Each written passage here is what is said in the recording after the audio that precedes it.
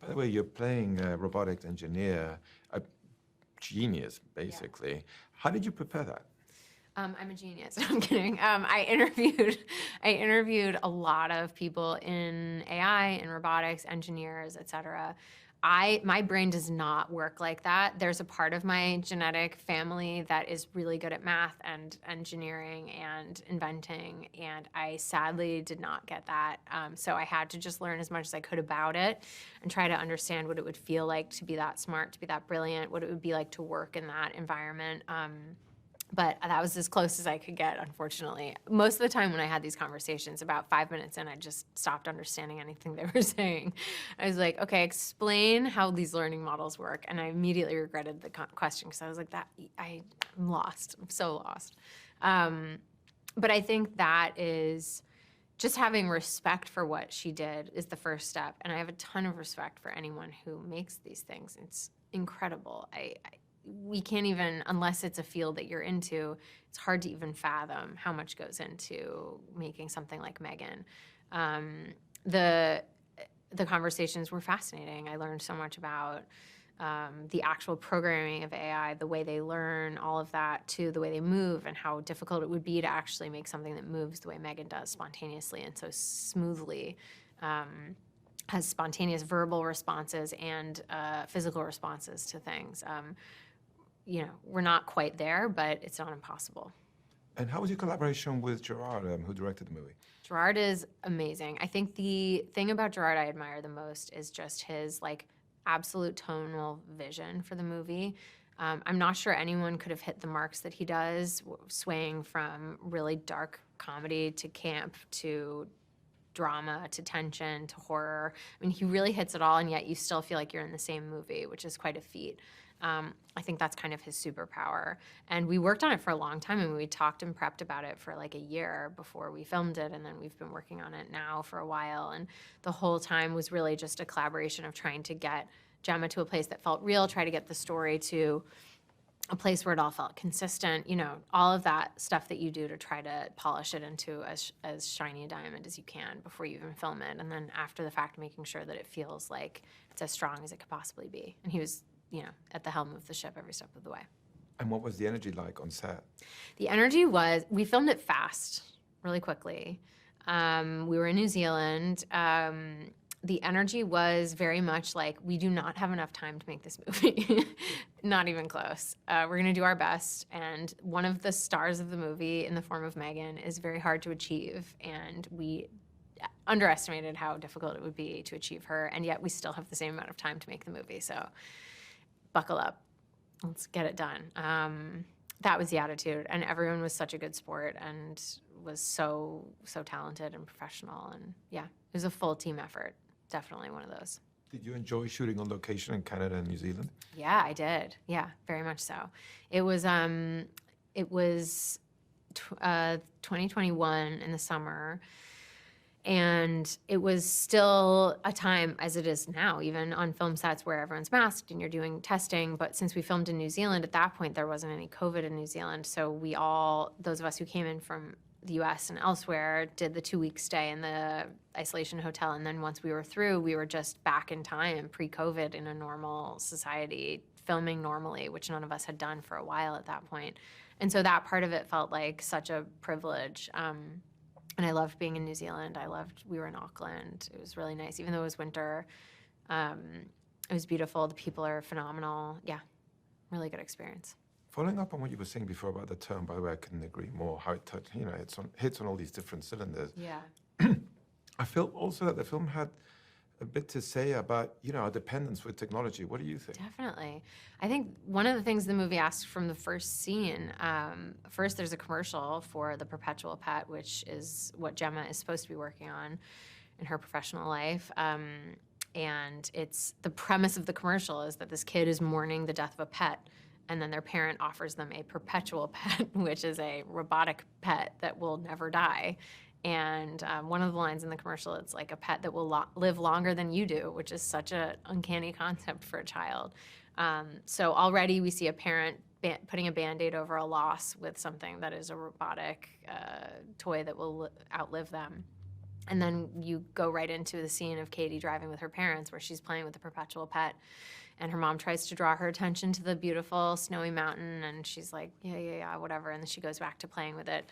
And it's a recurring theme throughout the movie. I think, I mean, this is not a new sentiment, but I think that technology, as long as it's existed, as long as we have been making things as humans, they often go very quickly from tools to weapons. And I just think that we're a little behind the 8 ball in the conversation about AI and its transition from tool to weapon. And I think it's just something that we all should talk about very openly as a society and decide how we feel about all of this, because it's moving very fast. And what is your relationship with technology like? It's interesting. I feel like a Luddite in some ways. I used to be much more like on top of it all. I don't have smart devices. I don't, I try not to, like, if I get served an ad in an app, I try to leave the app to go like go to that website in a different place, just so that I'm a little more mysterious to the algorithm, I guess. But in some ways I'm totally tethered to it, just like everybody else is. You know, I think it's hard to find someone today who doesn't have a relationship to technology, but I would not say I'm in like the top, like, 10% in terms of dependence. I'm probably up there, but not all the way. Not like Zoomers. They're amazing. So just to wrap up, how do you look back now at this whole experience of a movie where not only do you star in, but you're also an executive producer? So fondly, and it's not over yet. I see this, I see movies as happening, and any project is happening really in 3 acts: the prep, the filming, and then the post. And so we're still in the 3rd act. It's not over yet. This is the first time I've been an executive producer, and it's been such a joy to be able to be fully invested in it to the extent that I like to be invested in everything I work on. Obviously, it was a privilege to play Gemma and to be in the movie, but it also just was so much fun to be like deeply involved in the more granular aspects of getting it made and bringing it to the world. I've learned so much, and I've really loved that part of it because I care so much. It's nice to be allowed to care that much officially because I have the title. I can ask for the emails about, what props have been cleared and what T-shirt logos are allowed to go in the movie and what locations we're going to use and all of that stuff. And I like the nitty-gritty. What can I say? From the get-go, I love the concept of this story. What did you think when you heard about it?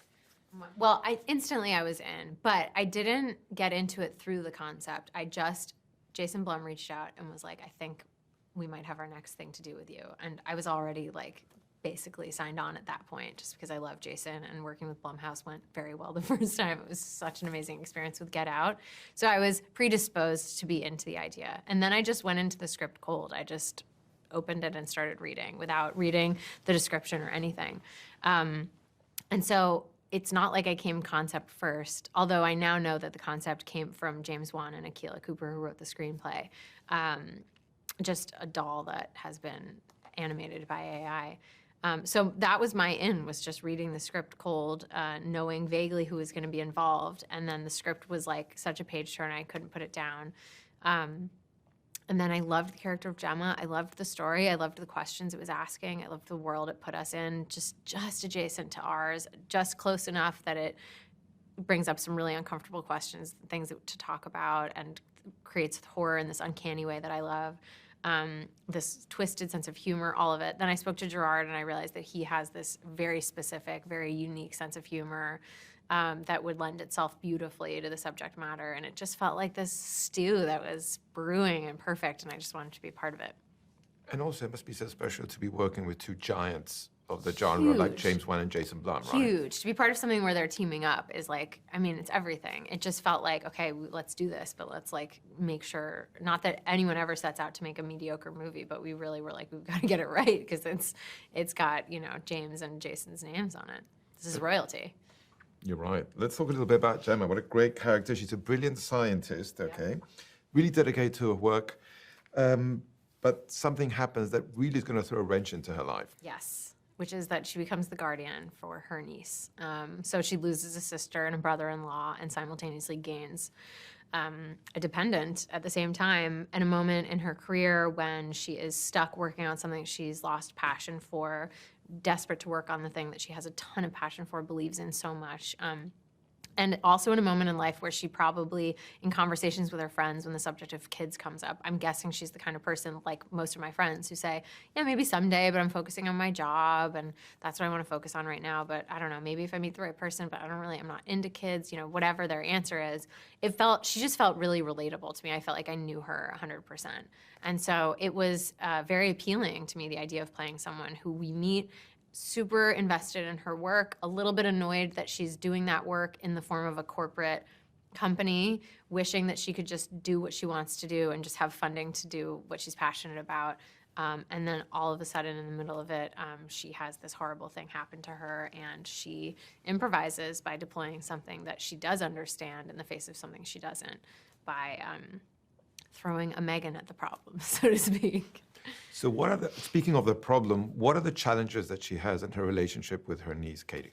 Well, I think she just doesn't know Katie that well. I think she sees her occasionally, but no amount of casually knowing a kid is going to prepare you for full-time taking custody of them and taking care of them. Plus, in theory, her biggest role right now should just be to be there for whatever Katie's experiencing, because she's just experienced the worst loss a child can experience, and Gemma just doesn't have those tools, which I think most of us would be totally intimidated and unable to meet that moment. It's such a huge thing to try to walk a child through that she doesn't know where to start, and she kind of can't. She's just sort of at a loss. And so making sure that she didn't feel like evil in her inability to do that, but instead relatable in her inability to do it, was really important, because if she felt ill-intended or anything like that, you lose the audience for the whole movie.